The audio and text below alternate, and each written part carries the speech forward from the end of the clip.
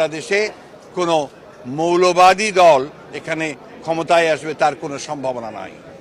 বাংলাদেশের 52 বছরের ইতিহাসে দেখা গেছে যে কখনোই কোনো মৌলবাদী দল তারা ক্ষমতায় আসতে পারেনি, বরঞ্চ তাদের যে শক্তি সেই শক্তি দিন দিন ক্ষীয়মান হয়ে। তো বর্তমান সময়ে যে কথাটা আপনি সাহেব বলেছেন, মৌলবাদী কোনো সময় ক্ষমতায় ছিল না।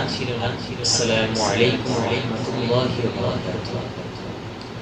আলহামদুলিল্লাহ, والصلاة والسلام على رسول الله। أما بعد। আলহামদুলিল্লাহ, আল্লাহ পাকের দরবারে শুকরিয়া যে মহান রব্বুল আলামিন আমাদেরকে কিছু গুরুত্বপূর্ণ আলোচনা শোনার তৌফিক দান করেছেন। সেই মহান রব্বুল আলামিনের দরবারে শুকরিয়া আদায় করি। তো বর্তমান সময়ে যে কথাটা আপনি সাহেব বলেছেন যে